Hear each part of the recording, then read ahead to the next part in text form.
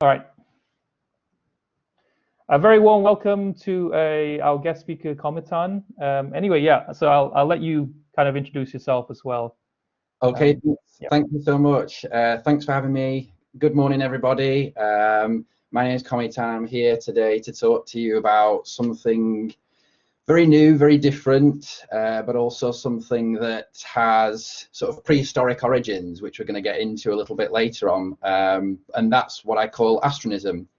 And the theme of the lecture today is space religion. We're going to be talking about that a little bit later on as well. But first, just a little profile sort of me. I did my bachelor's degree in business and marketing at UCLan, and which has served me very well as I've sort of developed astronism and we've gone into more of the marketing side, which maybe will have to be another type of lecture. And then I moved on to do my master's degree at UCLan again, doing religion, culture and society, met some amazing people there who've really, you know, all the lecturers and the colleagues there have really sort of took me under the wing, and I completed my master's dissertation there a couple of months ago. Next slide, please. So my master's dissertation was on astronomy's role in the prehistoric origins of religion, which is a bit of a mouthful, but we're going to get to that and what that means and what the implications are of that. And I've most recently just begun my PhD research, but I'm moving into freedom of religion, so I'm going into something totally different. But my heart's definitely still in astronism and astronomy and religion and astronomical religion. But of course, you know, I wanted to branch out and do something else as well for my PhD. So the next slide, please. So what is space religion? This is the question that I've been sort of asked to try and answer today, I suppose. So next slide, please. Well, what I've done for you today is giving you more of just sort of two definitions really of what this sort of means, this phrase. And as you can see there, the first definition reads, a category of religions that see outer space as the mediator between humanity and divinity.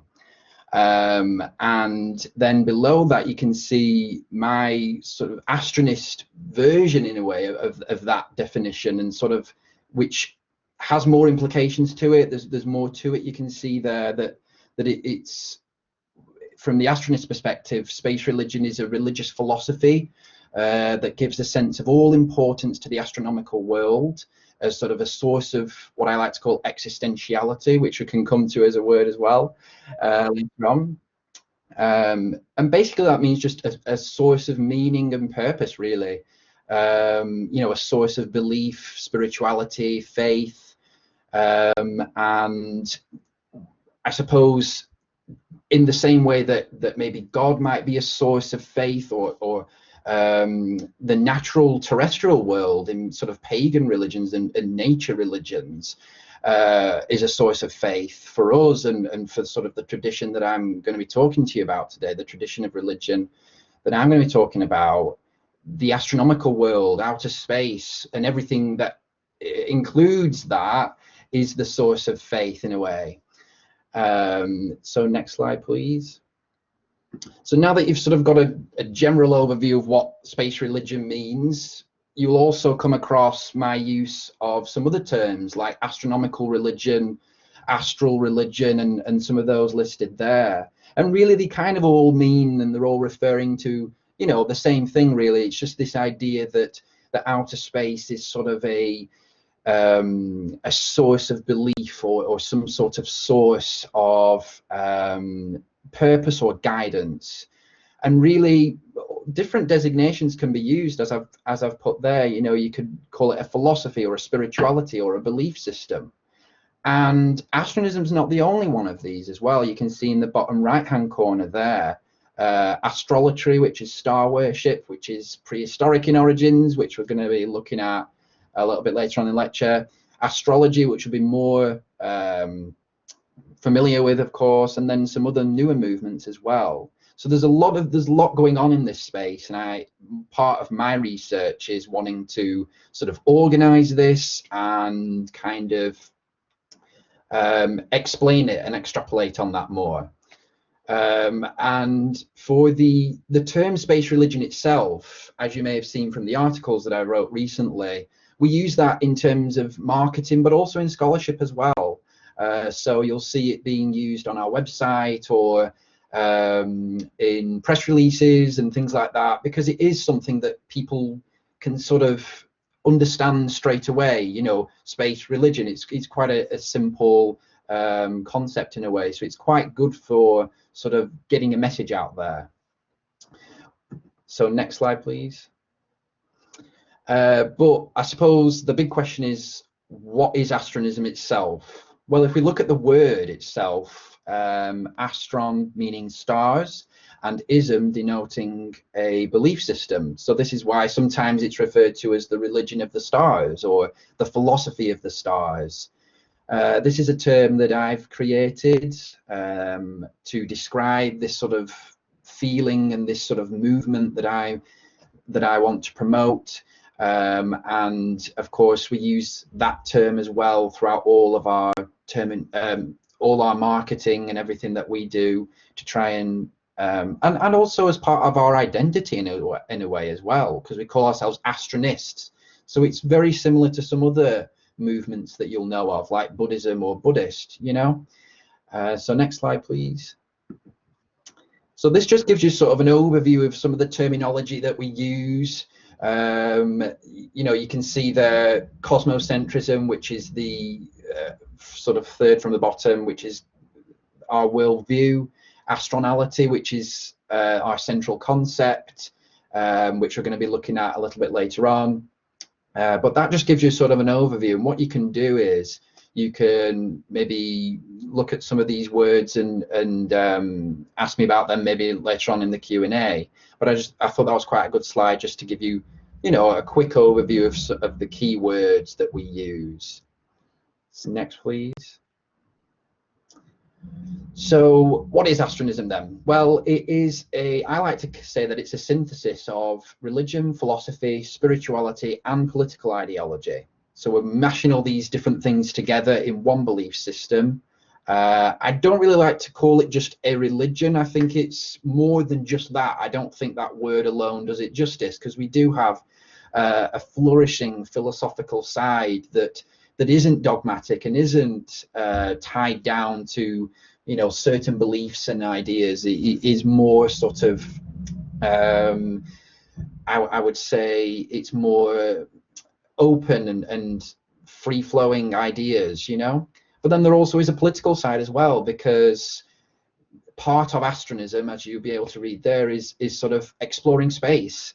That's a central aspect of what we see as humanity's sort of its purpose, in a way, destiny, if you will.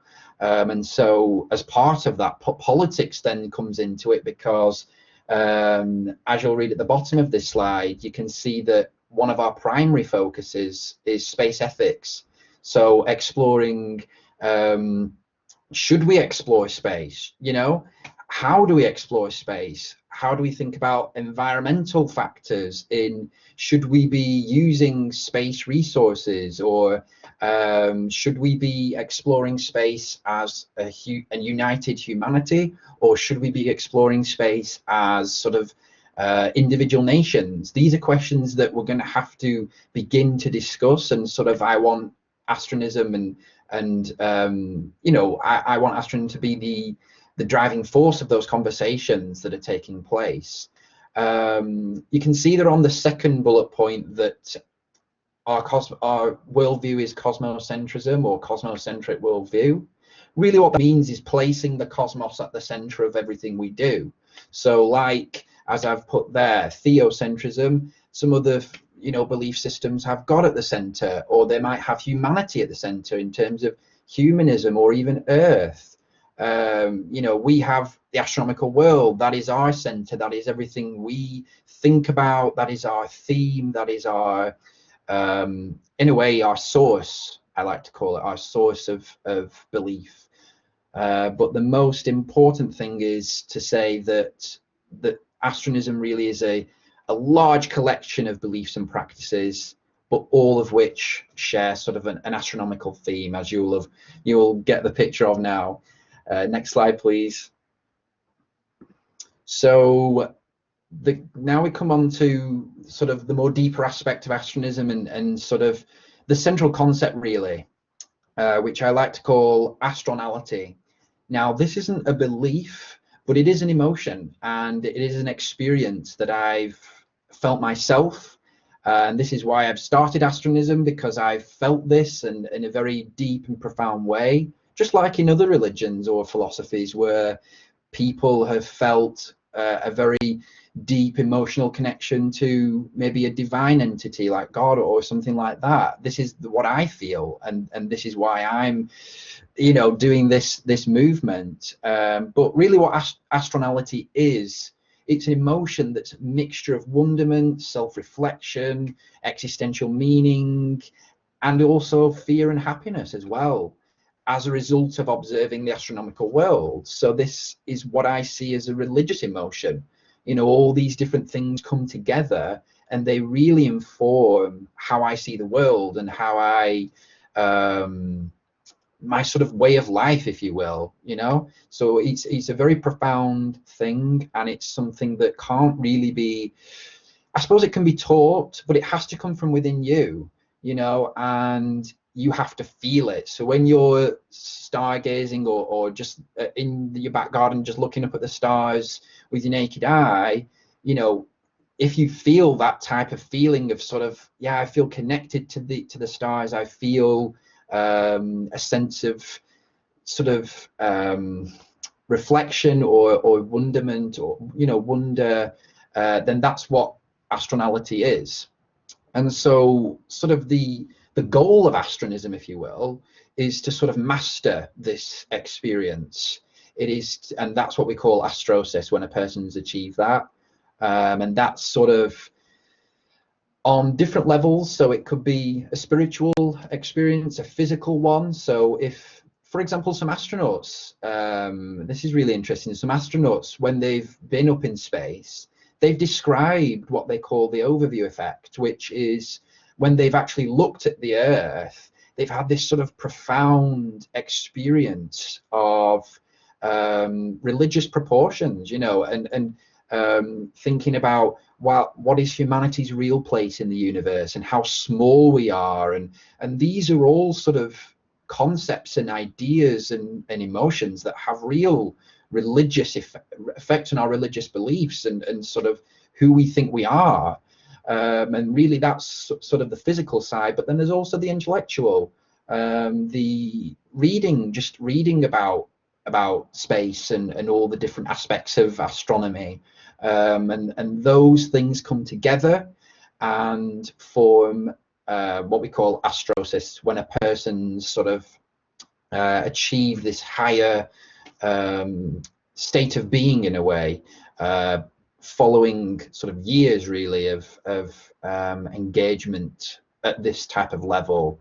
And then we also believe as well in the idea of cosmosis, which is sort of going back to the cosmos when we've died. So this can be looked at in either a spiritual way or a naturalistic way. Some people I know believe that when we die, we go to the stars physically, as a spiritual, spiritually, which is something we're going to come to a little bit later on, which is really interesting, and where the origins of that belief really lie. But then also just from a naturalistic perspective, a scientific one, you know, we do physically decompose in the ground and we sort of go back to the earth. Obviously, that is a concept that is seen in sort of pagan religions and nature religions, this idea of going back to Mother Earth and these types of things. So it's sort of connected in that way, but it's very much distinct, making an emphasis on this idea of the cosmos as a whole. And so really what the key thing to learn about astronality is that, well, when I first sort of felt this emotion and had this experience, I then started to wonder, well, I can't have been the first person to have felt this way. And so when I started to do some research about this, I realized that really this type of feeling actually has origins way back in history, to the origins of religion. And so that's when I decided to do my master's dissertation on this topic, to really figure out, you know, what are the origins of this sort of astronomical belief in a way, or astronality. And as you can see there, it's traced back to the Stone Age, about 40,000 BCE, which is just profound. And even I couldn't believe it when I was finding all these specimens, and you're going to see a few of those later on. It was just amazing to see. So next slide, please. So this is our symbol. I just wanted to go over this really quickly. The Vendox, it's called. You know, every system of belief has to have some sort of symbol that we sort of rally around and use, and our website and everything else we do. There's loads of symbolism that's involved in this, as you can read on the right hand side. And of course you've got to have stars as well, and you know, knowledge, so the book in the center. And so that's just something I wanted to quickly skim over, but you can read more into the symbolism there if you wish. Next slide, please. One sec, Cometan, I just want to check the recording still going on. Sometimes it has a habit of stopping. Okay, it's still fine. All right. Yeah. Can you hear me? Yeah, hear you fine. Yeah. Okay. Next slide, please. Yeah. Cheers. So now we come on to the Astronist institution. So this is the sort of legal entity in a way. This is the organization that I'm a part of, that I've founded, that sort of manages Astronism, that sort of owns all of the publishing things that we do, and is sort of the managing organization of this new movement. And you know, this is in sort of terms of recognizing Astronism, this would be the institution that sort of works towards that. As you can see there on the third bullet point, the main sort of goal of this institution is to develop Astronism, to protect it, to expand it, and to disseminate it. Okay, next slide, please. So now we're coming on to the third and final section. This is the lineage of Astronism. This will take quite a while just to get through. So this section is now going to be talking more about, now that I've given you sort of an overview of Astronism, and I wanted to just say that, you know, this is really very basic, brief understanding of Astronism, because I'd have to go into it for hours, and you know, the whole books can be written about it. So you know, this is still very brief, but the main idea is this idea that space is a source of belief. And I think that's also why we're attracting quite a few atheists as well, which is really interesting. Atheists actually really like Astronism because they can sort of see it, you know, and I think, or anyone, even people who aren't sure, you know, they sort of look up the stars and they say, I've had people who said this, you know, yeah, we sort of feel something. They're not sure what it is, but they feel something when they look up at the stars. And, you know, and I think obviously, you know, that has a profound effect on them as well. Okay, next slide. So yeah, as part of my master's dissertation, I looked at sort of where is astronality in sort of the origins of religion? What role has this sort of feeling played? And what I found was that it really has origins during Stone Age Europe, amongst the Aurignacian peoples group, which is like a culture of people who lived around 40,000 years ago.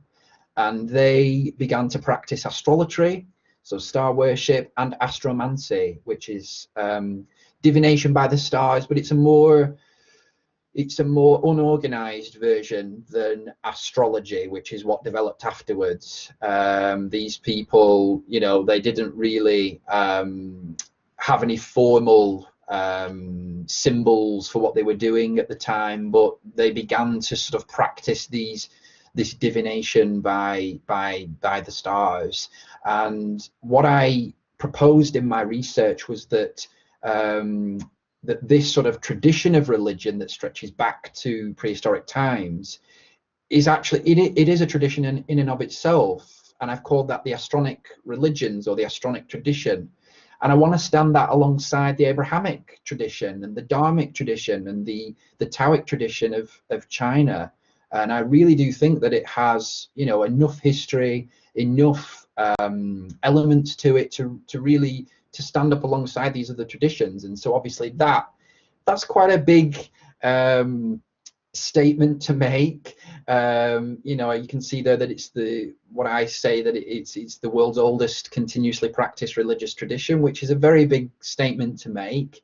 But I do feel like I managed to provide enough evidence, but of course, you know, it's ongoing, and I'm finding new evidence every day for this tradition, especially for its origins. So next slide, please.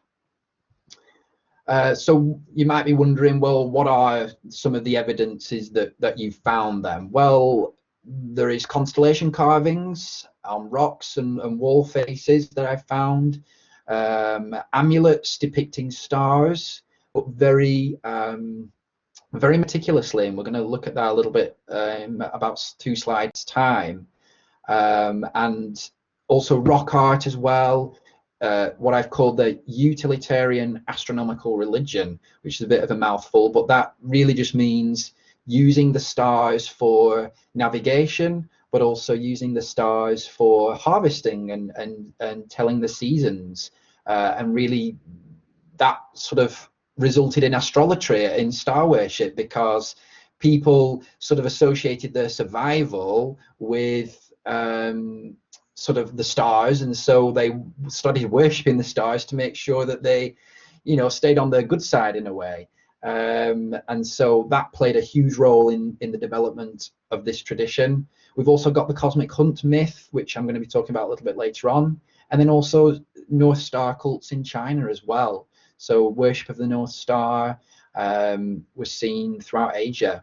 So next slide, please. So this really is all to try and to sort of propose a new theory for the origins of religion. So like a definition of religion, which is very hard to come across a consensus on, so is the origins of religion. There's a lot of other theories that are proposed. For example, in feminism, there is more of like a push towards like matriarchal religion as being the origins of religion, so like goddess worship and things like that. I think there's also ideas about bear worship and that being the origins, and also burials as well. So this is just one theory that is saying that the stars, really, that the astronomical world was sort of pushing for the origins of religion. This is where belief and faith really came from. And as you can read there, I found an amulet that was depicting Ursa Major constellation, but it was the fact that it was carved so meticulously that this person had really sat down and really you know, accurately depicted this constellation. Just said to me that with everything else going on in their lives at that time, you know, they were surviving, hunting to survive, and they really sort of found the time to do that. Was kind of profound to me. I thought, wow, so even 40,000 years ago, you know, they still had this sort of fascination for the heavens, if you will. And so, and this is where the Astronic tradition that I'm proposing, this is where I think it traces back to. This is where I believe that that emotion I was talking to you about before, that sort of experience of astronality, that's where it goes back to, I believe. So next slide, please.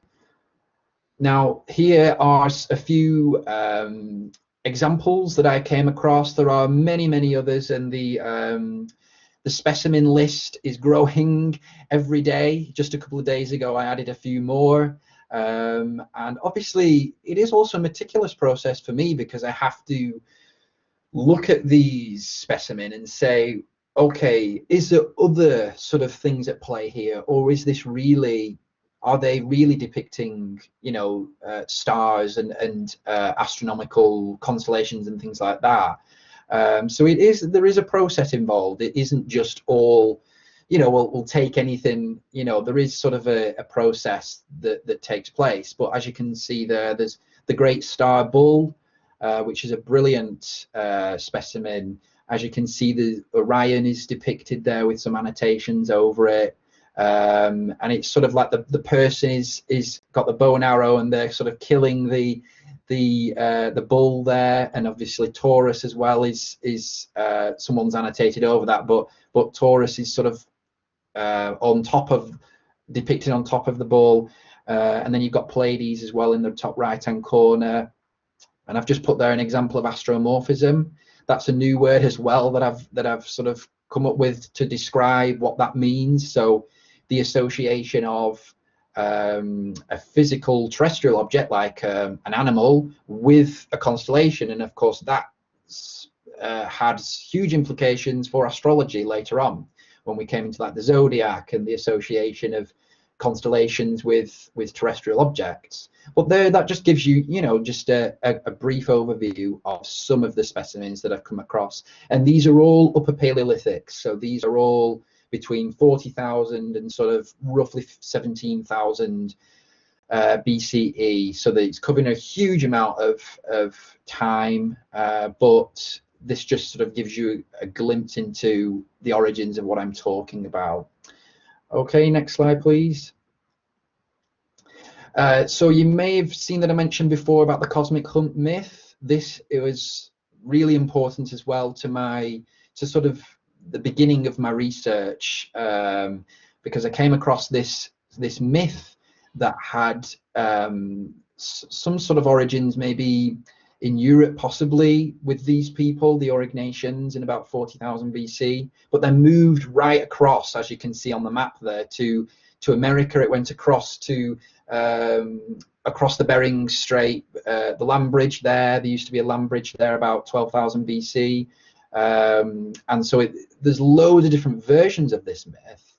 But the key thing is that it's sort of definitely astronomical in theme. You've got the hunter-gatherers sort of chasing this sort of beast through the forest, and the animal changes as well depending on where this myth originates. So, for example, in North America, the beast was like a bear, whereas in other regions it was a deer or something like that. But the key thing was that when they had sort of killed this animal, its soul was described as sort of transmigrating to the stars. So, and that's where the Ursa Major, especially in North America, that's where the Ursa Major constellation came from, and that's the association there with those two things. So, and that's a term that I've called transtellationism. So the idea that when you die, there is some aspect of yourself, there is, whether it's what you want to call it, a soul or a spirit, sort of moves up to the stars, and that is the place where where sort of we go after we die, if you know, for a want of a better word. So this was really important to the sort of origins of this tradition and sort of the mythology as well around it. Whether this, I mean, likely that did take place, you know, they would have hunted bear and things like that. So of course they're going to make stories and try and describe where they think the bear will go when it's been killed. So next slide, please. This is just as we come to the end now, this is just a slide just to give you the link to my master's dissertation. So everything you've seen in the last few slides, especially about the prehistoric origins of the Astronic tradition, this is where you can find all my references and resources and a huge amount more of explanation of this. if you wish to look into this a little bit more. This was published in September, so it's fairly still very new, but I want to do more research after this as well. Next slide, please.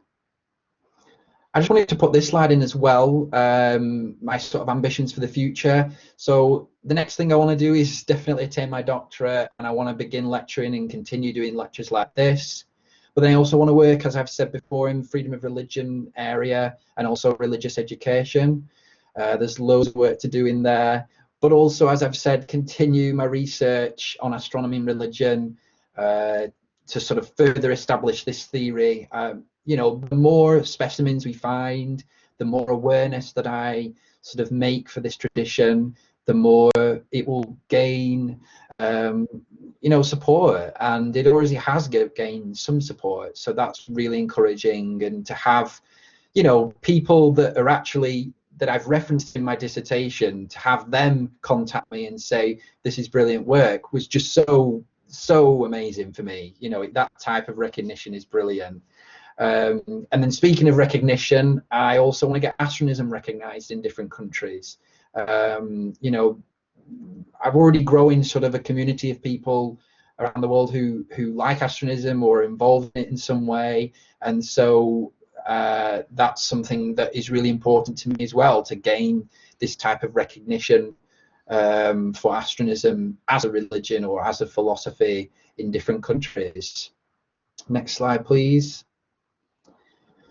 And this was just a little quote that I wanted to put in, and I think it really sums up astronism really well and the nature of astronism. And as you can see there, it says, practicing astronism simply means to gaze upon the stars and feel that connection between oneself and the astronomical world. And really, the reason why I say that captures the nature of it is because you can be anywhere and practice astronism. You don't have to be in a particular building. You don't have to be a particular person, rich, poor, wherever you are. All you need to do is look up the stars. So it's a very universal type of concept, if you will. And so I think that's very unique as well. And I think also probably that's why other types of religions, like what I've been talking about, like astrology, like star worship as well, because if you look at if you read a dissertation, you'll see that these beliefs crop up everywhere. They crop up in China, they crop up in India, in Africa, wherever you want to go, even South America. They crop up everywhere. So that really tells you that this is a very universal thing, that anyone can engage with the astronomical world on this level. And so I kind of want astronism to be, the same as well with that. So next slide, please. So just as we come to the end now, there's just one more slide left after this. These are just some references that I've included in some resources that you can take a look at. But as I say, there's a lot more in the dissertation itself. Next slide, please. So I just wanted to say thanks for listening about astronism. I hope you've got some questions. Please visit astronism.org and astronism.com. You can also visit cometan.org as well. That's another website I've not put on there. There's loads of websites. I'm going to list them all. Astropedia is another one that we run. And also you can take a look at the new video series that I'm doing, which is what this this lecture will be part of this series that I'm doing, a conversation with Cometan on YouTube. We just posted a video 2 days ago on astrology and sort of whether astrology should be considered a religion or not, or whether it should be considered part of this tradition that I'm talking about. But yeah, so I'm really enjoyed it, and I hope you have too, and I hope it sort of opened your eyes up to maybe something a little bit different. So thanks for listening, and I look forward to taking any questions. Thank you very much, Cometan. That was an amazingly comprehensive, and again, thanks also for sticking to the time. So I guess, well done for that. And yeah, amazingly comprehensive lecture. I really do hope your PhD, you complete your PhD and manage to go into lecturing, because I'd love to invite you to come and lecture a bit more in detail on this. And I would say, it's even tempting to think that this could be an entire module, really, considering how much you've shown us. Yeah. Definitely. Yeah, I've only just scratched the surface with you today, but there's so much more that I wanted to say, but there's just time constraints. But yeah, it could be a whole module in and of itself. Yeah, it's brilliant. Love it. Yeah. Absolutely. I have a lot of questions of my own, but I'm gonna open the floor. Oh, firstly, I guess we can't really do this because we're not in the room, but I hope you guys are virtually a round of applause to our speaker back home. Virtual clapping. Yeah, I think yeah. So one student already said that she loves it. So let's start with open the floor to questions from the students. Yeah. Clapping there. Excellent.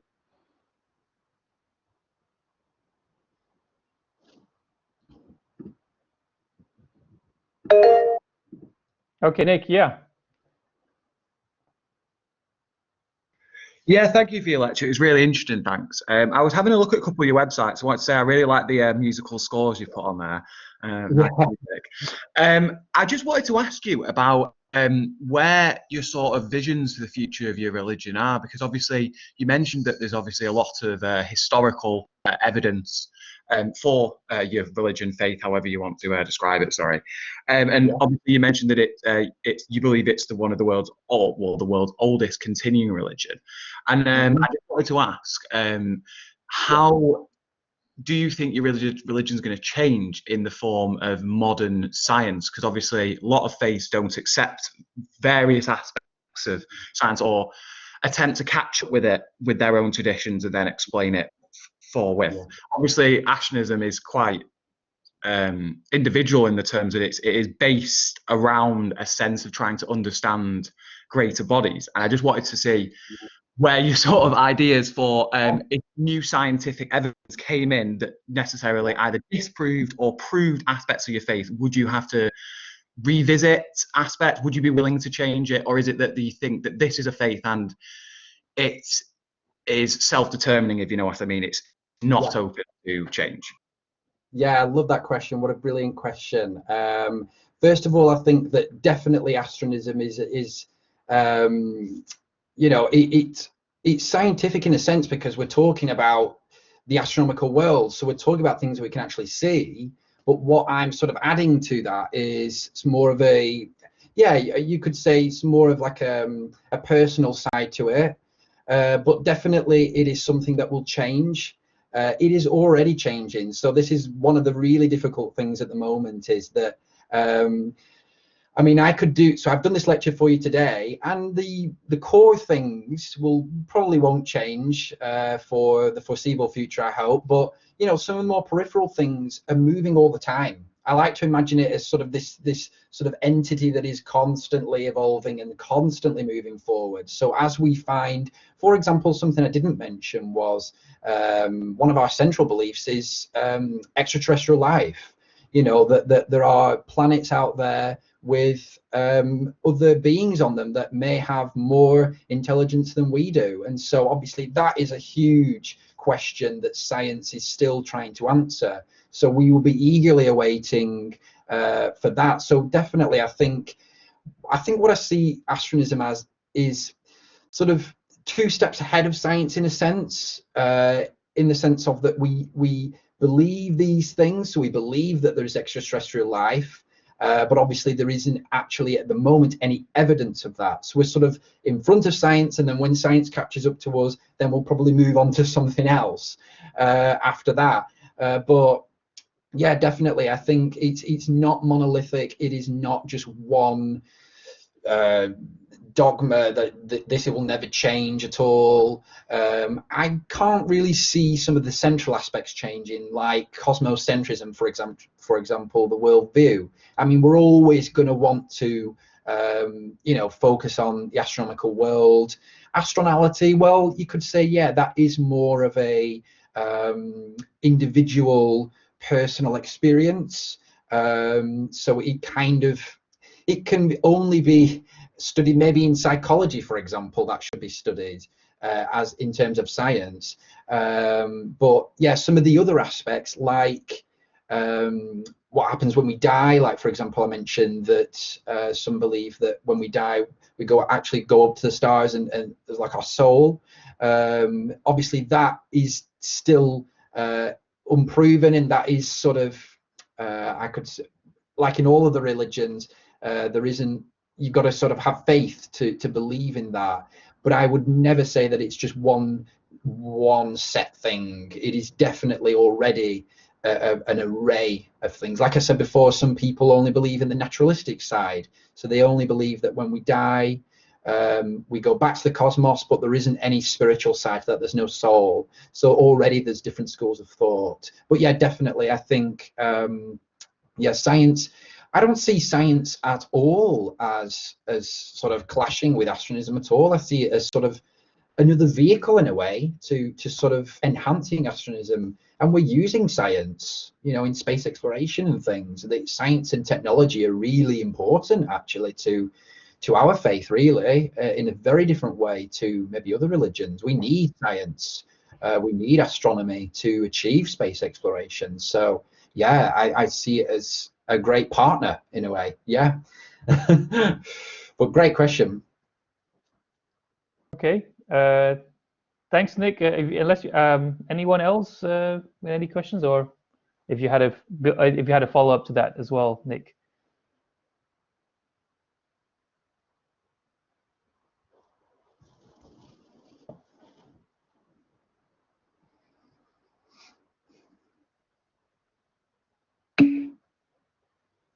Yeah, cheers. You're welcome. Great question.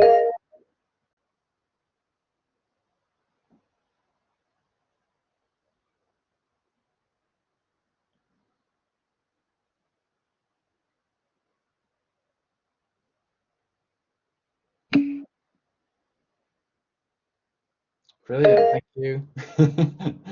If nobody else has any questions, I was just going to ask another quick one. Yeah. What are your views on other religions that take a scientific leaning worldview? So obviously some of them, depending on your, without any sort of offense, obviously ones that come to mind stuff like Scientology, that does have like some sort of belief in thetans, some sort of extraterrestrial creatures, but it was obviously completely based on science fiction. So there is no sort of overarching scientific philosophy that is, as you said, somebody creating a scientific philosophy and then they're hoping that science will catch up. Do you see them as an opposing view? Do you see them as something that you could believe that could be consolidated into Astronism, or yeah, just generally and Jedi as well? Obviously, that's a further sort of more version. But yeah, how those religions come into place? Yeah. Yeah, another great question. Obviously, you know, I do things like comparative religion. So what we do is we will explore the sort of the similarities and differences between, for example, Astronism and Scientology. And there are a couple of similarities, but a hell of a lot more differences. And this is sort of part of. So when I sort of established this theory for the Astronic tradition, just as they would for like Abrahamic religions, for example, there then has to be a long debate as to what is included in that. What religions do not sort of subscribe to what we sort of are basing our ideas upon. And at the moment, those discussions are taking place regarding Scientology.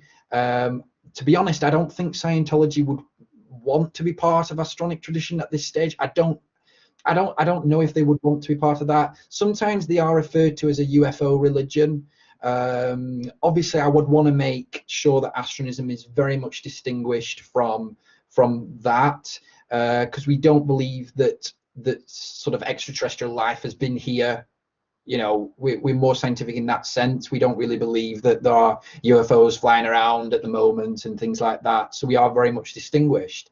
But just as sort of Islam and Christianity have a lot of differences, they still belong to the same tradition. So I don't see that it can't be part of the Astronic tradition.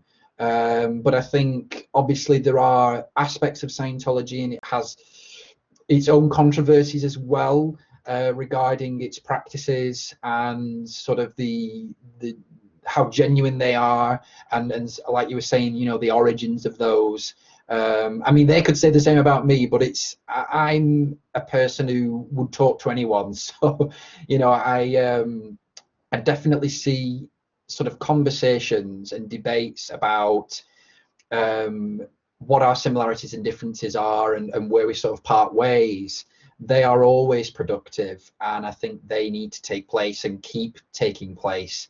But yeah, it's a very interesting question, and I think right now, because it's still so new, I think I can't really give you any conclusions yet, because it is still so new. We're still trying to decide what belongs to the Astronic tradition. I mean, at the moment, we've got Astronism, astrology, which again is still, there's still some contention as to whether that should be part of the tradition, and then a few other smaller ones. But yeah, it's still a conversation to be had. But yeah, it's a great question, and yeah, I'm always open to talking to anyone else who wants to talk to me. So.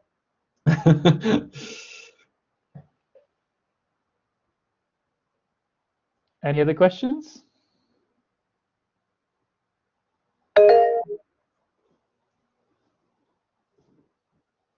Sorry, can I just ask one more? Sorry, I feel like I'm being a pain here. No, feel free.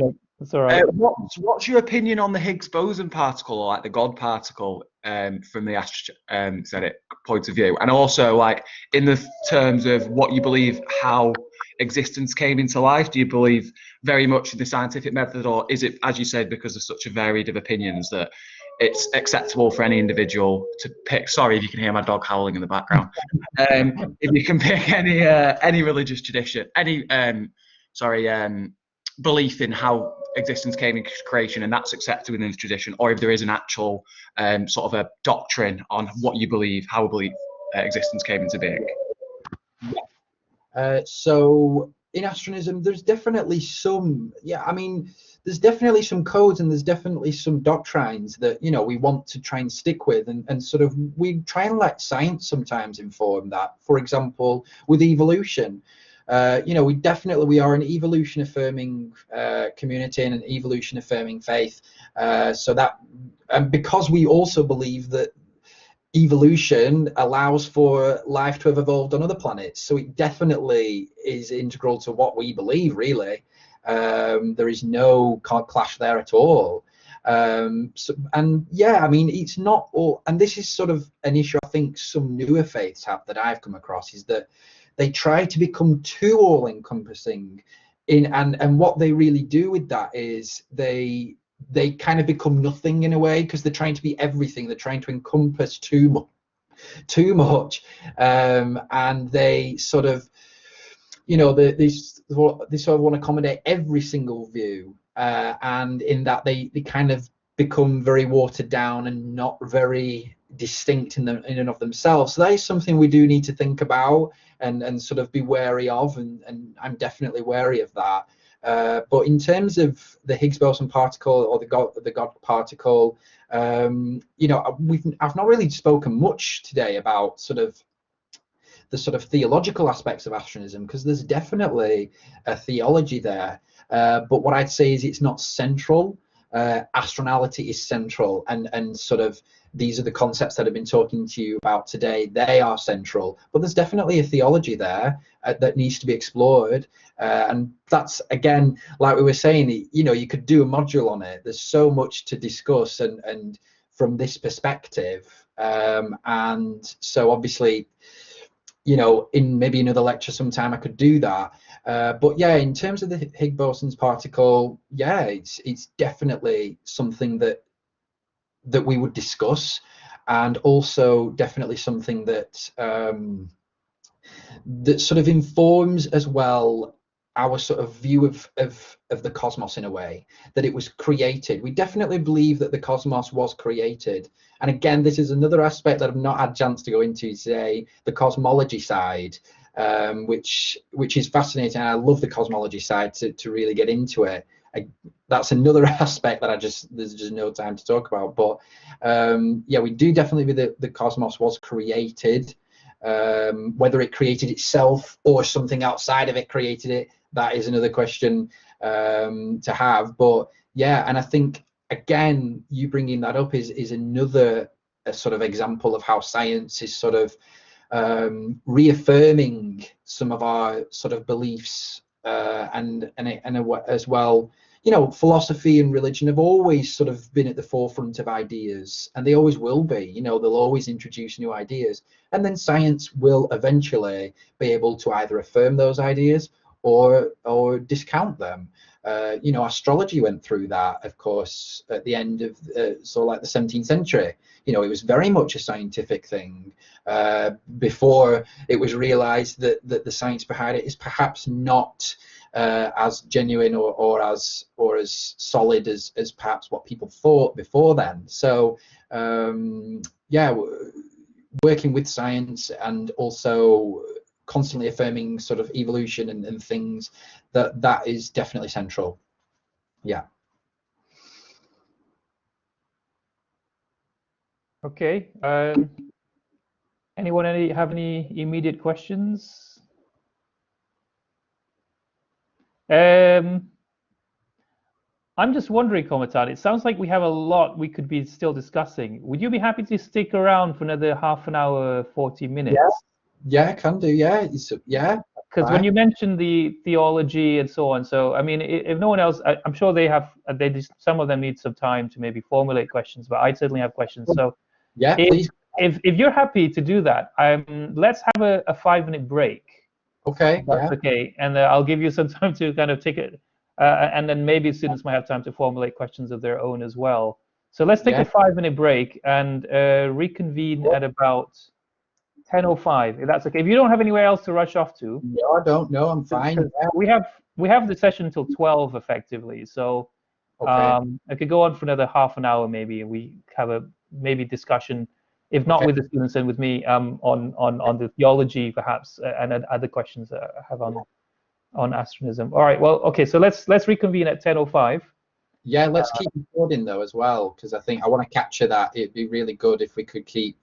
Yeah. So I'll just keep on record. I'll just run the recording throughout. Yeah. Okay. While we have the break. So yeah, I'm just gonna turn off my. I'll just make a cup of tea, to be honest with you, and I'll be back in a couple of seconds. Yeah. Okay. So yeah, in 5 minutes. All right. Brilliant. Thank you.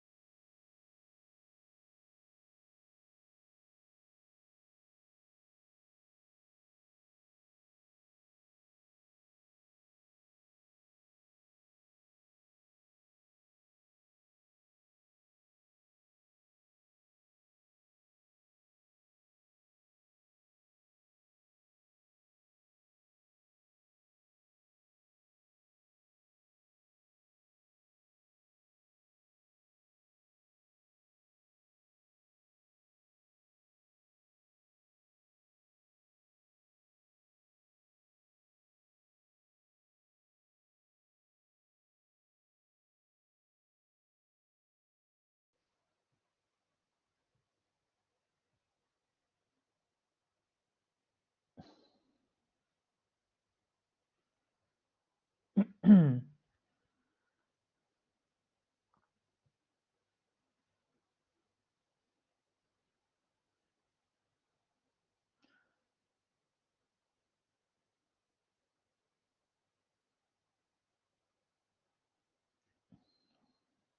right, everyone, welcome back.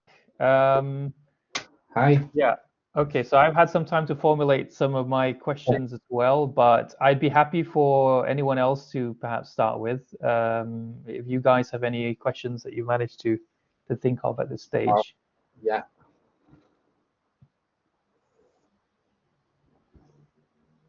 Okay. If there's no one who's jumping to ask questions yet, I'm going to start. But obviously, if any of the students feel that they have a follow-up question, or just feel free to interject, that's fine. So to start with Cometan, I guess I just want to ask you a question about the name Cometan itself. I'm guessing that wasn't your kind of birth name. No, it's not. No. Yeah. No. Yeah. So yeah. Could you tell us a bit more about the meaning of the name? Yeah, of course. So obviously it's got comet in there, so that tells you the astronomical theme of it. Yeah. And then it's got "an" at the end. So what that actually means in sort of etymology and meaning is follower of the comet. That's all it means really, and that's why I've got that in sort of my logo, and the marketing side of it all fits together. But that's actually the meaning of it. It's the follower of the comet, because when I was sort of about 15, I saw I can't remember its name now, but off the top of my head, but I saw this comet, and that's what sort of me and my granddad went to see this comet at the time, and that's sort of what brought it into my mind. You know, that's what I sort of follow. That's what I believe in. You know, that the profoundness of the event that we saw was like the one this year, the Neowise one, similar to that, and that's where the idea came from. And I thought, wow, yeah, this is definitely the name that I want, you know, to as a reflection really of my beliefs, I suppose, you know. Right. So you were kind of an astronist before that, but that was kind of an important moment, where a turning point. Yeah, there's been lots of important events and turning points. I mean, not to go into too much depth, but you know, I was brought up a Catholic, so you know, very, very deep Catholic. We went to Latin Mass and things like that. So it's, you know, this is sort of totally different from, you know, my upbringing and stuff. But yeah, there's been a lots of any new movement, when it's been founded by a person or even a group of people, is going to be intertwined with their life events, isn't it? And so that's, you know, astronism is no different. You know, there are events that have happened in my life that have shaped what astronism is today, and you know, if there's people in the future who engage with it, the aspects of their life will shape it. So it's very human in that way as well. It's very sort of genuine and human, and you know, and I like that side of it. It's great. Yeah. So how far back, I mean, is your first memory really, when you kind of came to this emotional experience? Sorry, I can't remember the term now. Is it astronism? Astronality. Astronality.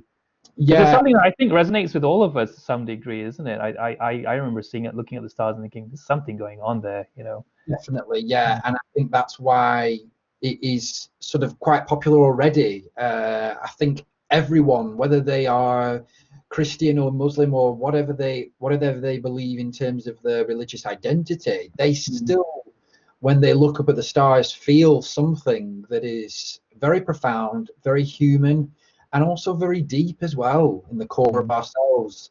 But for me personally, it was actually around the time about 14 or 15 really.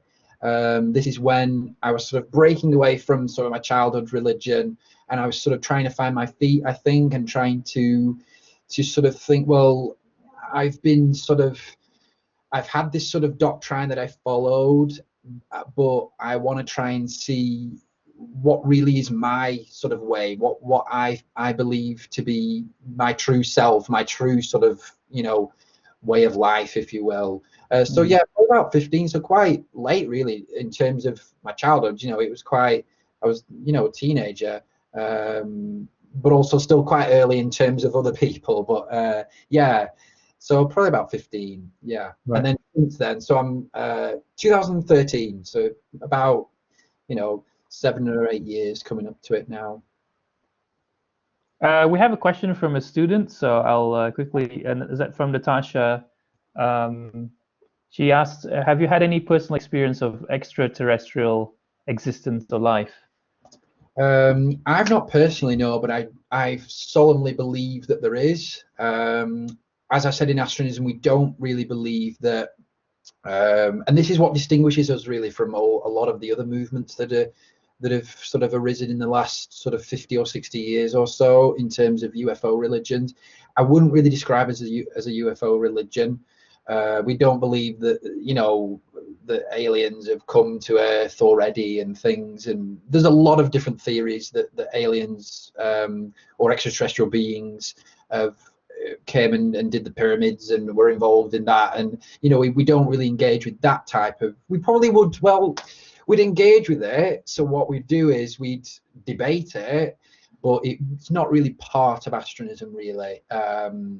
It's not really something that we would believe in, but it's definitely something to debate, and it's definitely, we still do believe though that there's life on other planets far away, that will have an effect on us in the future, of course. But no, personally, I've not seen any UFOs or or been abducted, or there's quite a few funny online, on Twitter and things, people, someone accused that I've been abducted by aliens or something. I don't know. That's why I think this way, or that's why I believe this or something. But yeah, no, that's not happened. No. Okay, it's just for the record, you have never been abducted by aliens. No, okay. Yeah. I think Nick had a question. He had his hands up for a second there. Nick? Mine was just on the, so I don't know if Harith mentioned to you, obviously we've been looking at a couple of different terms of this module, including the term cultic milking. And I just wanted to, it's in relation to actually my assignment, I just wanted to ask you a question if that was all right. In the terms of your religion, do you think that the great abundance of, science fiction and lots of stuff in popular culture to do with the cosmos and existence, do you think that has allowed this sort of philosophy religion to come into creation, if you understand what I mean, rather than obviously you said it's continued, but the modern form of it? Do you think it would have always happened, or do you think that the sort of the interest in the cosmos from a popular point of view has held this sort of standpoint, this religion? And do you think it's good because of the way that we seem to be more and more fixated with space, and it's obviously everyone sort of gave up 10 decades ago, and now it's very much space race, everyone's pushing towards it again. Do you think this is going to push your tradition further, or is it going to affect it in any way? Yeah, definitely. Both for me personally and for Astronism as a separate entity as well. I grew up watching Star Wars, and I grew up, Star Wars was my favorite, films, and I still do enjoy watching them, and children do, don't they? And even just documentaries and astronomy's developed a heck of a lot in the last, I would say, 100 years. My granddad was telling me the other day that he can remember when they didn't even realize that there was the galaxies beyond the Milky Way, and he's sort of 80 now. And so you can see there how that has sort of dramatically changed even within his lifetime. And obviously the space race did a lot as well to sort of, to popularize space. And we sort of, it's funny really, you should mention that, because we sort of look back on the space race as a kind of golden era, if you will, and one that I believe will return in some degree when we, reach Mars and other planets as well. This type of, that's what I kind of want to see in the world, really. I want to see that same type of widespread public societal enthusiasm for outer space and sort of space exploration. And I think with these major events that are taking place, like possibly the colonization of Mars within the near future, or or at least landing on Mars, that's going to attract billions of people all around the world. And so from that, astronism will benefit, of course, and some of the other movements will as well. So yeah, definitely, I think what's happening in the popular culture sphere will always affect what's happening in sort of the religious philosophical sphere. But also at the same time, there are religious and philosophical ideas that we have that have not yet reached the popular culture sphere. Like some of the things that I've been talking about today, they've not quite reached that yet, and they are still quite unknown, if you will. This is still something fairly new. So I think there is definitely exchanges going on, and that will continue, and it will benefit astronism definitely, because it's very future religion. It's a very future-oriented religion. We're talking. Yes, I've spoken a lot about the past today, which is still important, but really in our day-to-day beliefs and what we think about, we're always thinking about space exploration in the future. So, it's always going to be something that, the popular culture will always benefit astronism in that way, definitely. But a brilliant question, yeah. Okay, any other questions?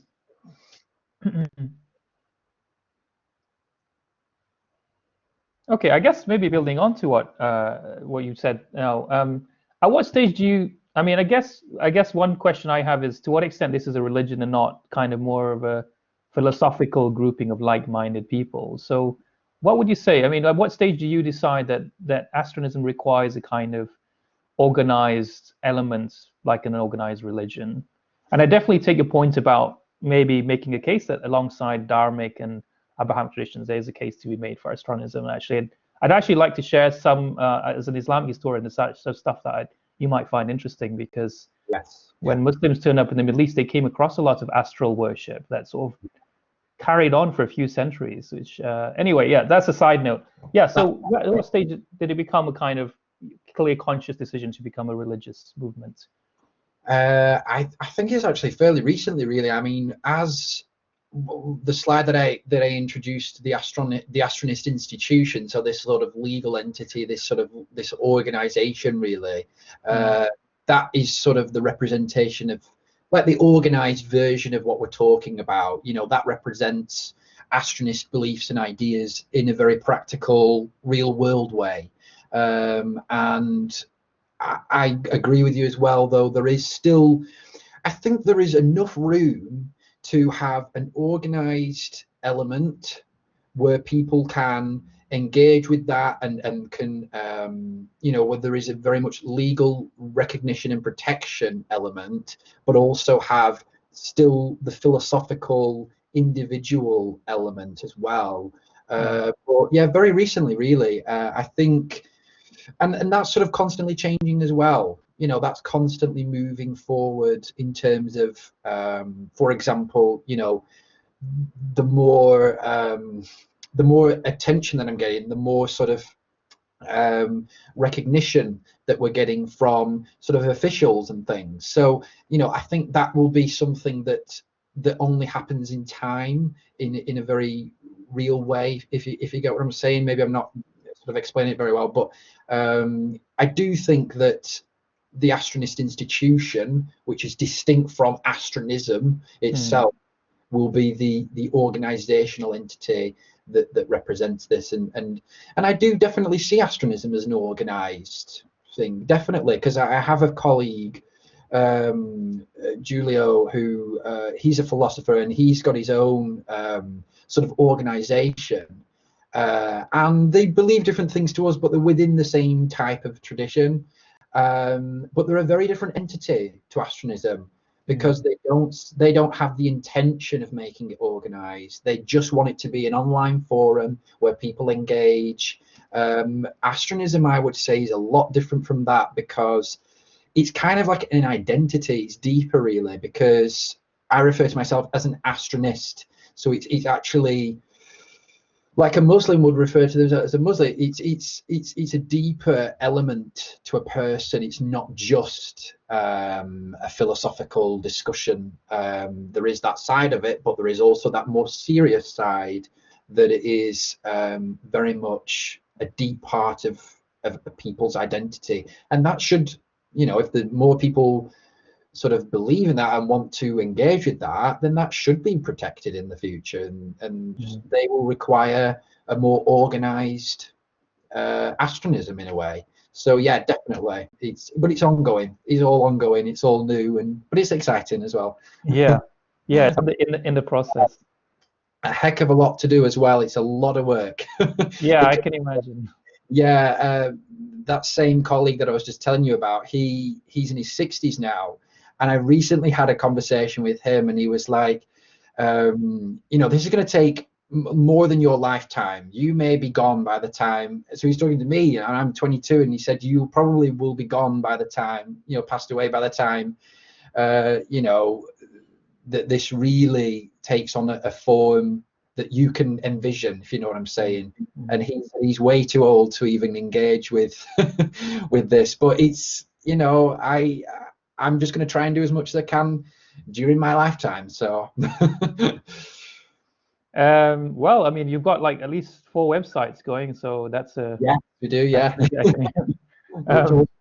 A lot of work to keep going, you know, and looking good, and yeah. What in terms of membership? How large is your organization? I mean, how many followers have you at this stage officially?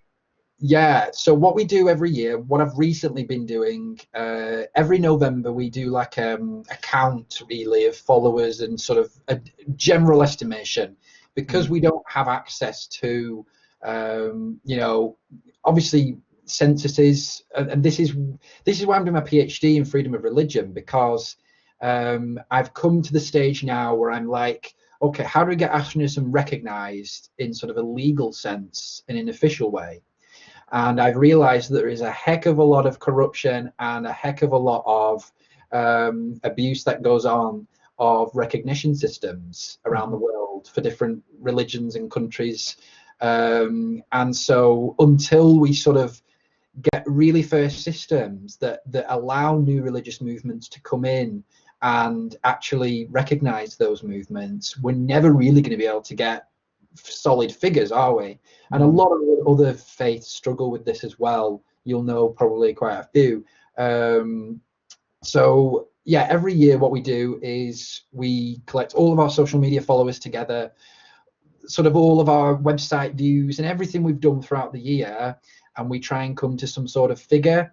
At the moment, I think something in the range of maybe, well, it's hard to, I don't like to say really, because it'll probably be incorrect, maybe a few 100,000 maybe around the world, you know, in terms of all of our followers together. You know, we've got you know, we've got sort of, I mean, there was last year we came up with something more in the millions, but that was including maybe people who saw astrology as their religion as well.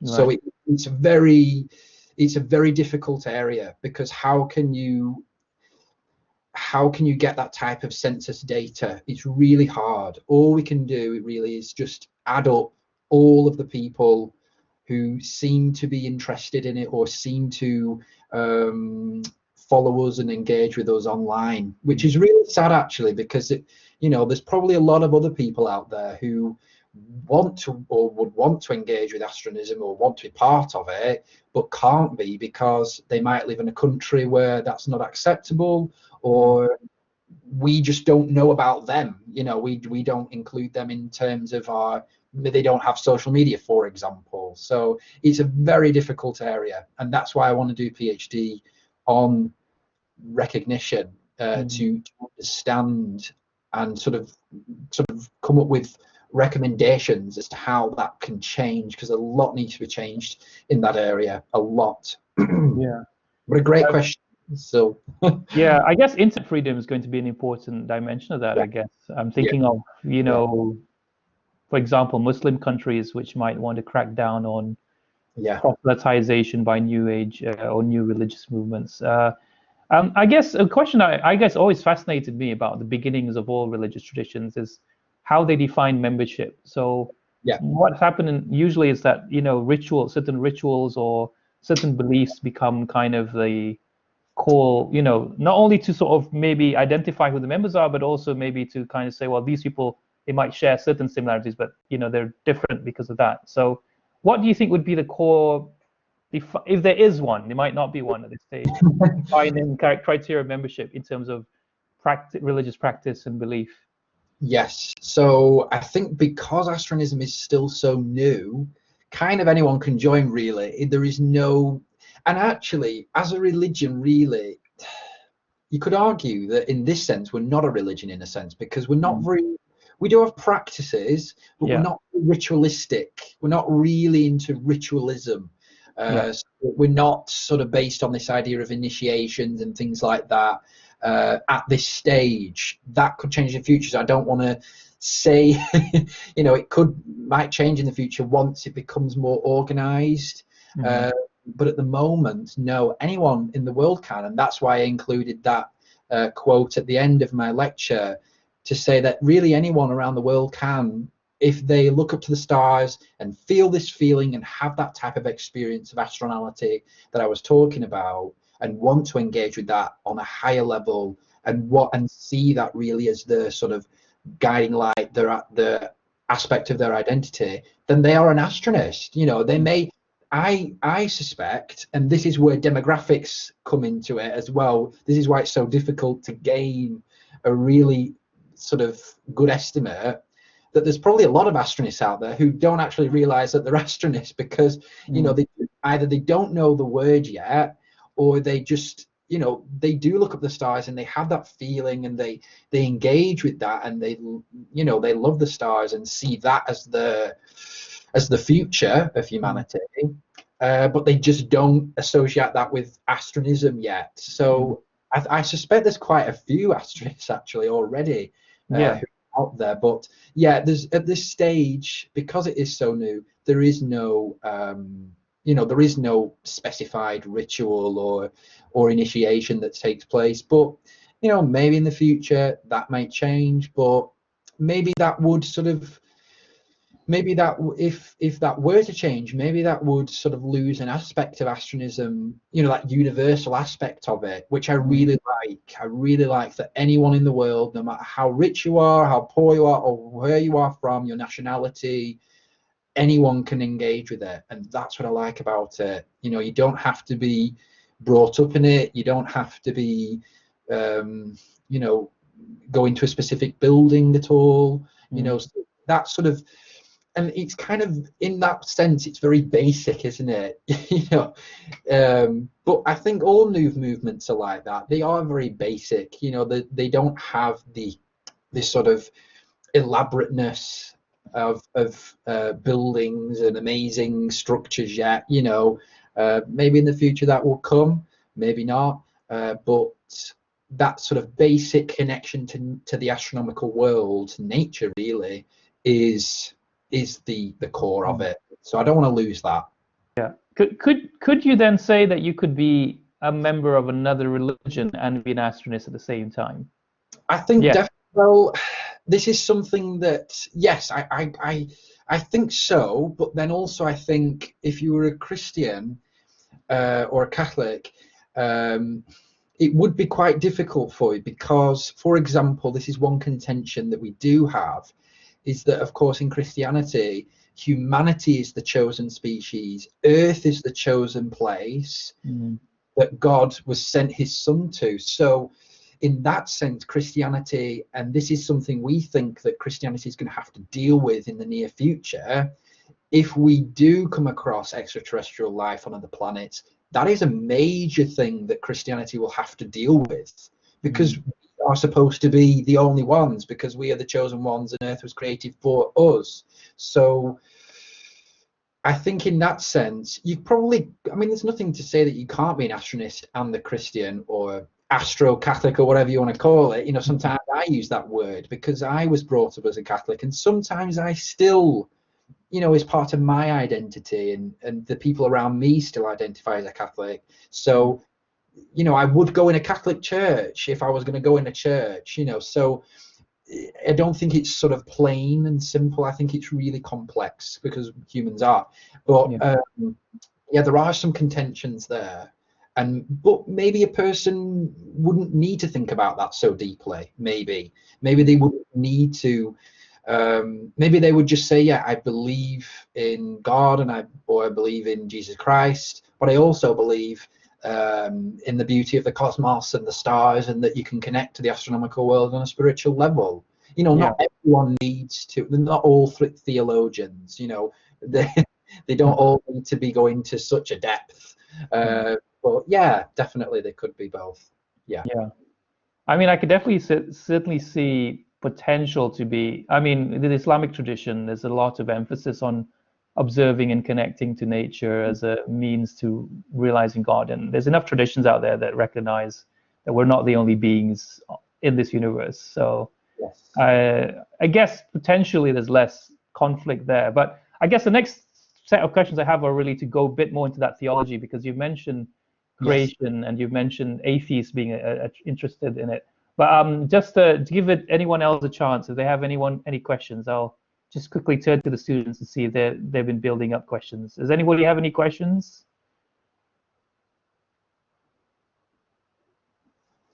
Give it a few seconds. Yeah.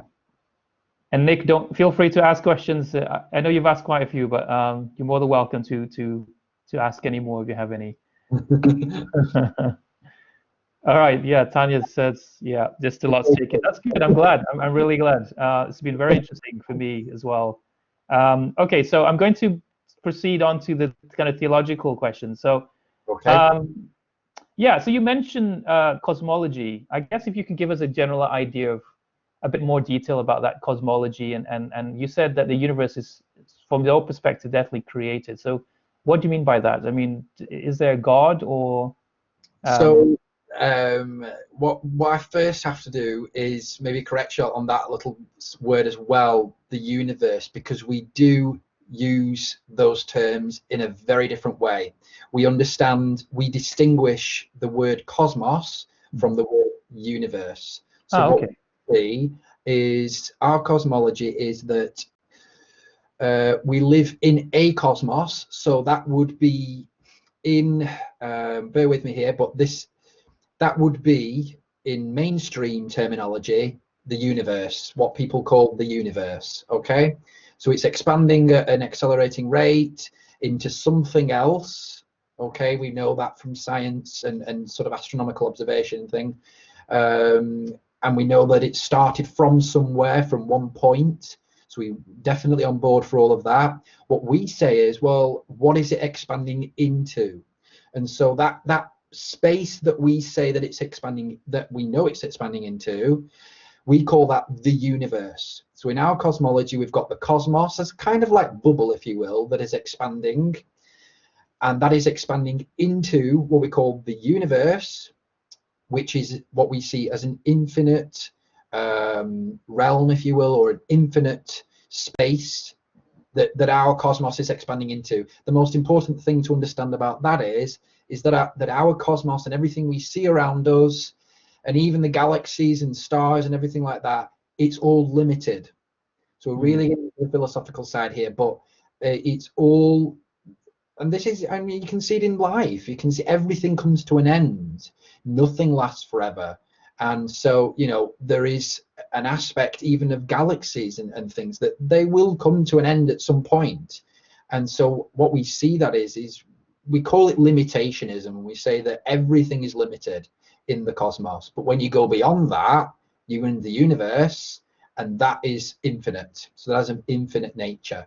But what we also say as well, so bear with me as well on this, is that there are other cosmoses,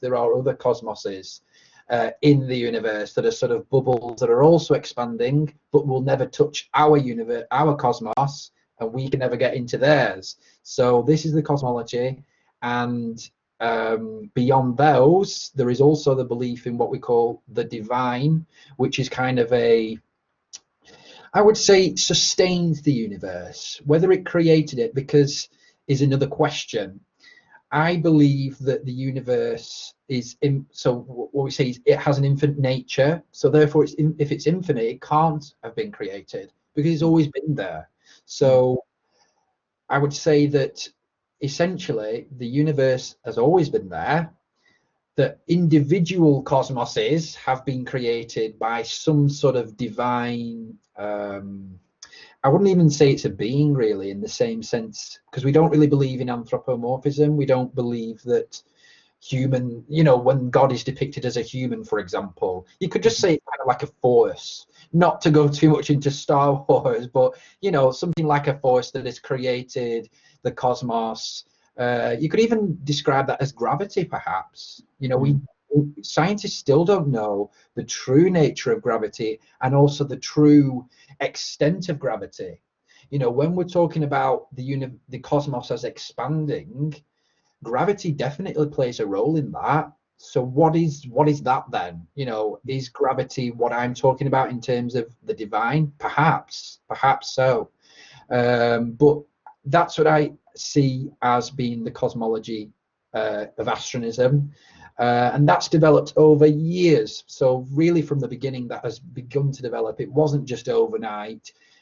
You know, I sat down on my own, but also with other people as well, who are thinkers and things like that, and on the same wavelength as myself.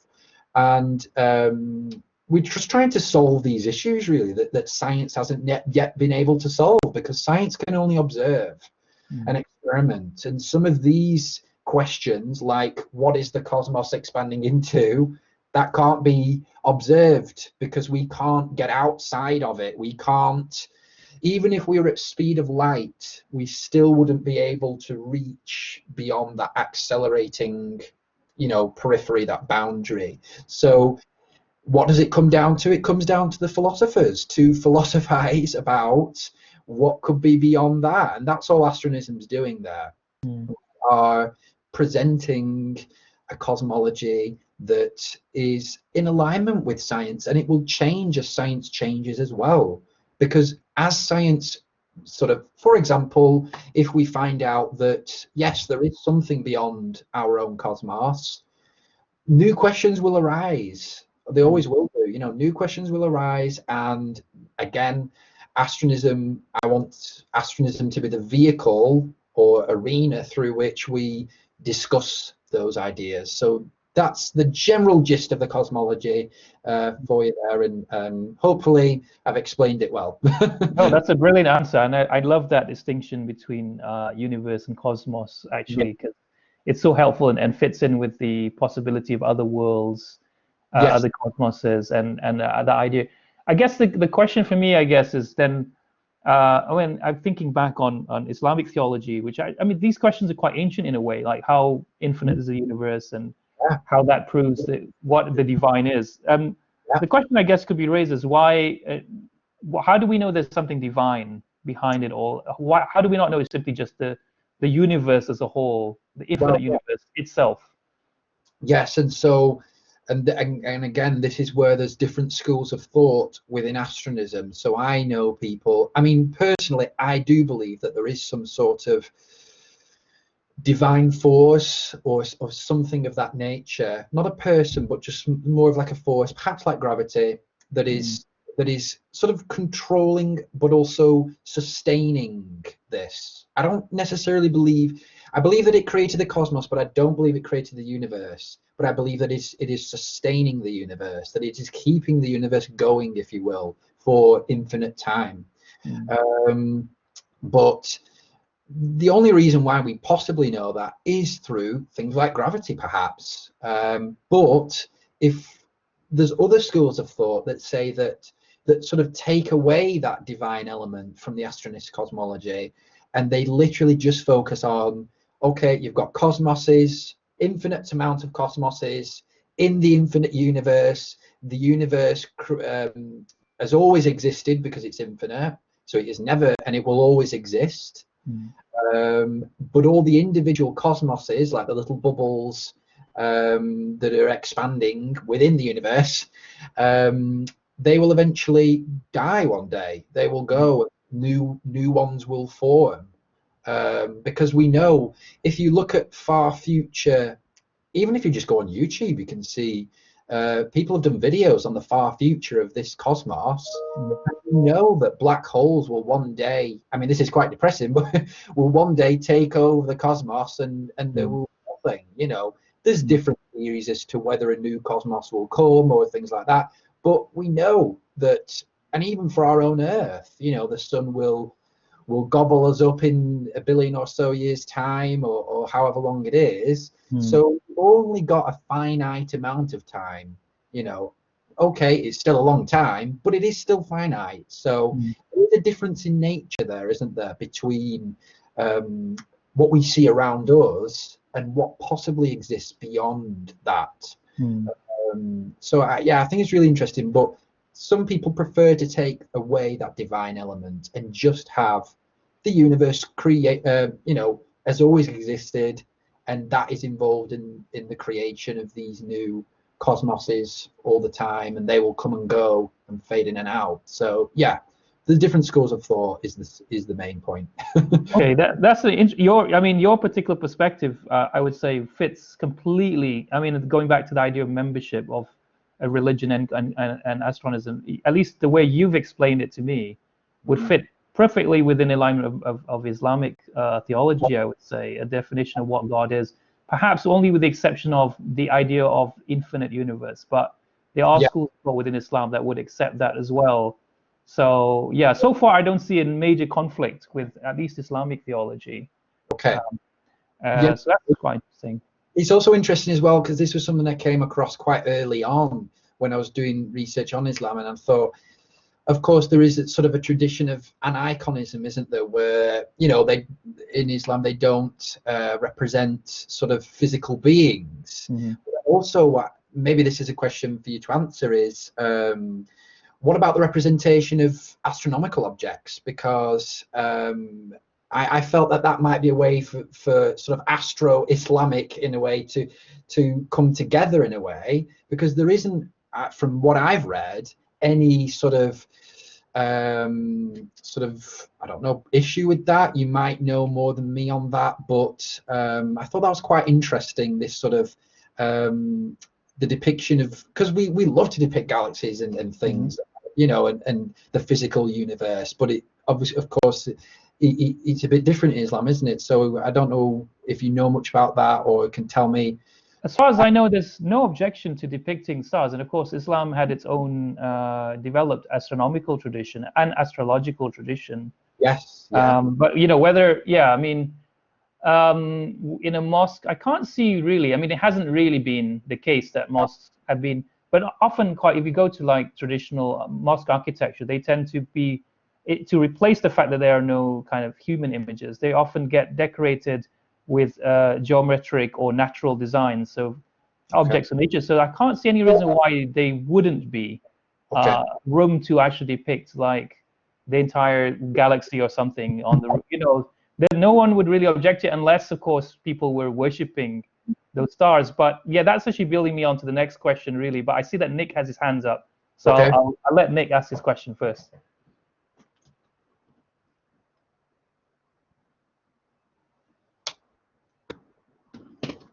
Nick? Sorry, I didn't have my microphone on. It was just a point about the astrological symbols within Islam. I was just to say, in the Alhambra in southern Spain, in the water gardens, I believe there's quite a few astrological symbols around there. So yeah, so it fits together. Yeah. Yeah, thanks for that. Actually, I didn't think about it. I've been to the Alhambra and I've forgotten all about that. Yeah, I mean, the Alhambra is of course a more of a secular building, I guess. But yeah, again, I can't think theologically why there'd be any objection to it. Now, I guess, sorry to bring it to Islam, I guess, I'm just kind of based on what I know, but it does build up to the next question I had really, which is, because you mentioned stars a few times, and you've mentioned things going out of existence, and then there's a word, I'm sorry, I didn't have my notebook on me because I had to put the slideshow on, so I normally take notes on the computer, but was it transstellarism, was it? Constellationism. Constellationism, yeah, I thought that was interesting because so it's a bit about like what happens to us after we die. Yes. So yeah, I mean, if you could elaborate a bit more. I mean, so you said that people in the past believed that, you know, our spirits or souls kind of connected and went to the stars. So what exactly are stars then? Yeah, it's interesting. So in astronism, there is a fully developed and continuing to develop eschatology and soteriology as well. We believe that so we sort of took those two words from Christian theology, really, and we're using them for ourselves. We sometimes call it astrosoteriology, so about salvation. We definitely believe that space exploration will be the salvation of humanity. That is a fundamental principle in astronism, that it has that salvational, redemptive quality that will be very good for humanity in the future, and that is our destiny, which I think I've said before. But there's also an eschatology, and I love exploring eschatology. I think it's absolutely fascinating, you know, and the wide variety of beliefs that are involved in that are just brilliant, both from sort of prehistoric times but also to the modern day, and really just exploring all these different things. So yeah, translationism is the belief that when we die, a part of ourselves, namely the soul, sort of transmigrates. Some people have to the stars, and some people have said that it's a form of reincarnation. I don't really see it that way. Some people do see it that way, that you sort of reincarnating into something bigger than yourself, so like a star, or something more general like the cosmos itself, that you become one with the cosmos, which is a phrase that we use a lot. And it's really interesting you should say, well, what is a star then? Because I was talking, if you look on the episode 3 of a conversation with Cometan that I did just a few days ago, Dr. Jeffrey Kotick, he was talking about the idea of panpsychism, and the idea that actually everything in existence has some sort of consciousness, or some sort of psyche element to it, and that also includes stars, and it's called morphic resonance. You might have heard of that phrase. It's from Dr. Sheldrick, I think his name is. It might be Robert Sheldrick or Dr. Rupert Sheldrake, is it? Yeah. That's it. Yes, yes. So he's definitely been involved in the development of that idea. That's not really an astronist idea, but it definitely has some sort of connection there, definitely. So is the consciousness of perhaps a star, even though that sounds weird to say, is that what we sort of are translating to, if you know what I mean, after we die? There is a lot of debate obviously going on about this right now. I love to debate about it. Of course, there is also science that needs to come in and have its sort of conversation about that. But of course, you know, definitely with the concept of a soul, I would say it is somewhat important to astronism, but it's not essential. Like I've said today, you know, the essential part is astronality, and beyond that, you can really kind of explore things for yourself. The main principle, and another word that you'll see in the lecture, was astrothanasia, which is a really long word, but it basically, that's the principle that the astronomical world is involved in some way with what happens after we die. And that's something very different from, I would say, probably Islam and also Christianity, and probably a lot of other religions as well, is that it is involved in some way, that it is central in some way to you know, what happens after we die. That I'm not referring to sort of another dimension, that I'm not referring to like, for example, in Christianity, heaven is seen as something that is beyond, you know, the astronomical world, that it is beyond outer space. I'm not talking about that. I'm talking about outer space, and I'm talking about outer space as sort of a source of sort of spiritual sort of mediation, if you will. So yeah, I think that's probably where we might divert on a few issues there. But generally, yeah, I think in astronism we would either say translate to the stars or translate to the cosmos. When we say the stars, sometimes we don't physically mean physical stars. Sometimes we just mean in general the astronomical world, outer space as a whole. There's a huge amount of implications for that, and all that needs to be explored. You know, what about people who have had near-death experiences? I had a lady who actually, she went into space, which was so fantastic. I thought that's brilliant. You know, what an amazing story to you know, an experience where she sort of had this near-death experience, and she actually went into space, which was just mind-blowing for me. You know, it sort of said to me, well, there must be something then. But there's a lot of implications for that, and books can be written about it, probably will be. I kind of opened like I've opened a can of worms, if you will, and because it is a can of worms, because it's something new, it's something different. You know, sort of bringing these prehistoric beliefs and ideas back to sort of a modern interpretation, really.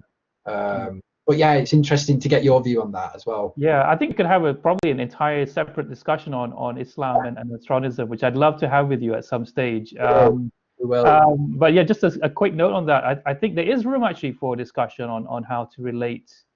There was traditions like the philosophical and spiritual traditions within Islam, not mainstream ones, that did actually see the stars quite involved. Or so when Islam talks about angels, that they're actually referring to the planets, for example. So, but yeah, because the view of the cosmos is so different to our modern day, we understand outer space in a very different way than people used to. So there will be different differences there. Anyway, I don't want to go too much on that, and I see that Nick's got his hand up again, so let's let Nick ask a question. Brilliant. Yeah, you're welcome, Nick. Hi. Yeah, it was just on a curious question on the face of. I noticed that you didn't use any pronouns, gender pronouns, and obviously you raised the point of anthropomorphizing in religion, and there are lots of religions do it. Obviously, for the fact that it makes it quite easy for people to relate to the female and the male sort of dichotomy. Does your religion just completely dismiss all that, or do you sort of bring some of that into it? Are the celestial bodies referred to within gender roles, or are they just completely gender neutral?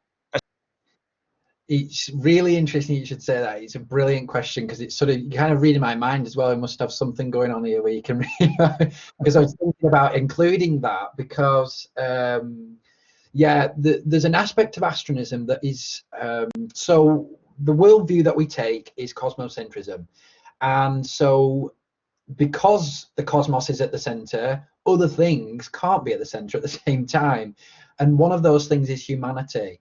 And sometimes we've been accused of being anti-anthropocentric, so putting humans to one side and saying, well, we're kind of nothing, we're kind of really tiny, you know, species. Yeah, we're kind of important in the sense that we're intelligent and we're important to ourselves, and we are important to sort of explore space, but really, essentially, we don't really play that much of a role actually in the grand scheme of things, because we take a cosmocentric point of view. If you were at the center of our galaxy, for example, and you didn't know, or even if you knew humanity existed, we would be one planet in a billions of other planets and star systems. So we can't really put humanity at the center. And so because of that, because we have this tradition of sort of, I don't really like to say anti-anthropocentric, but sometimes we can be a bit like that, you know,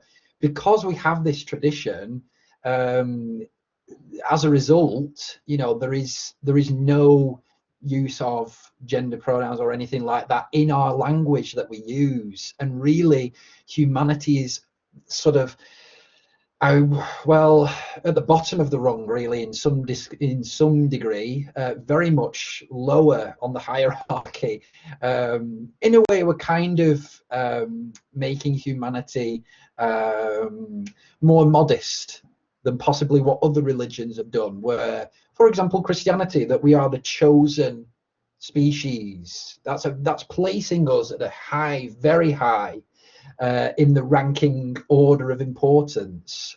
In astronism, we take a much more modest view of humanity, I think, and a much more,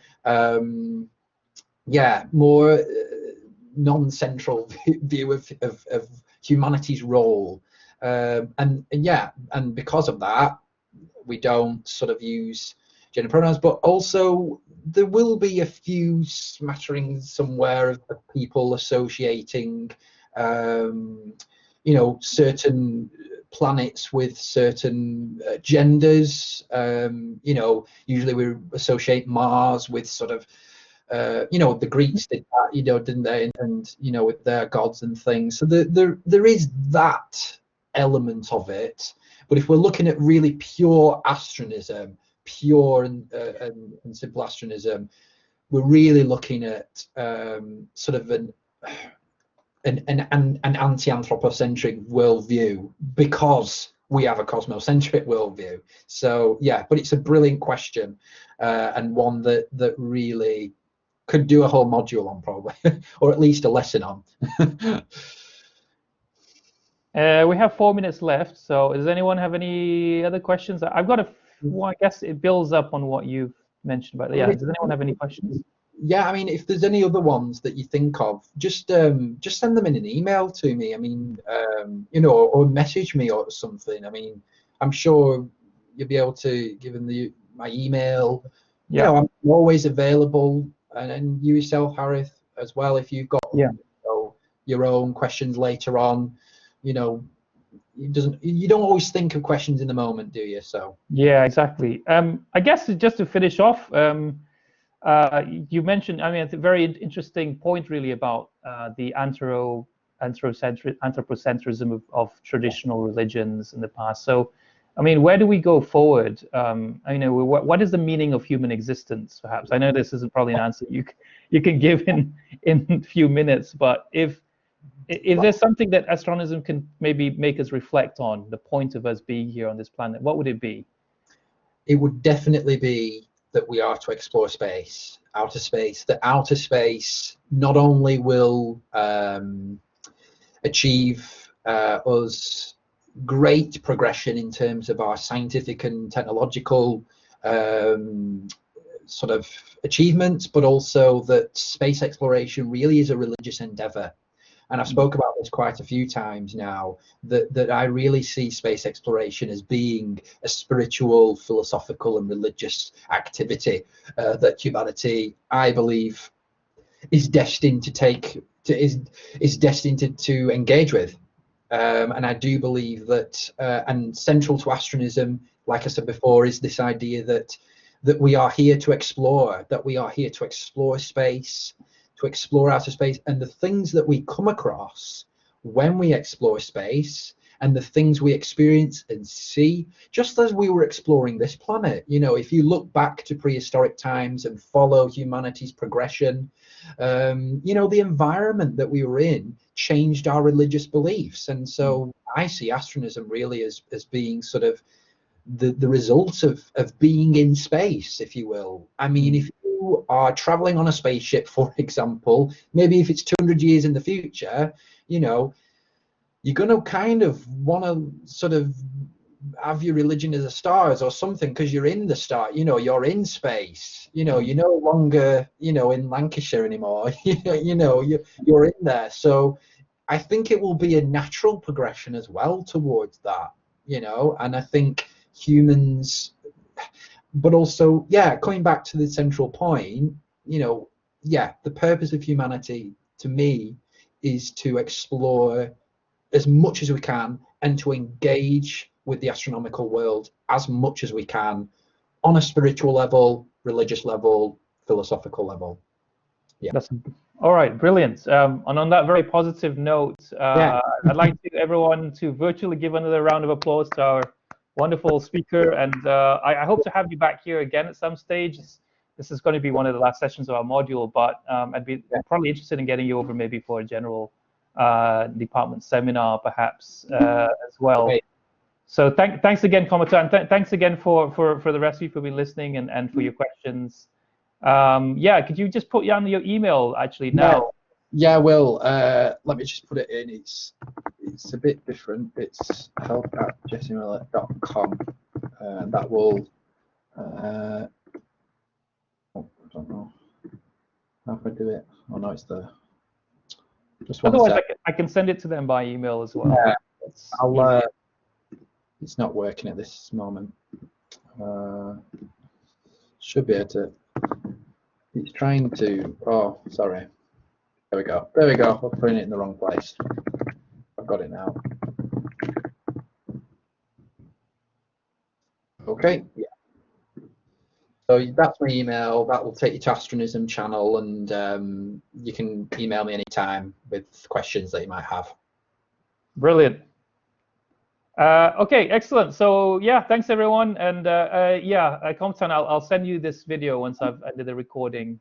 Thank you so much. Yeah, I hope to. How we speak again soon. Yes, I hope so. I mean, you know, I'm available to do more lectures in the future, so hopefully we can work together again. Yeah, exactly. And all the best with your research as well. I'm looking forward to seeing it. Thank you very much. Thank you. Bye. Goodbye. See you later. Bye, everyone.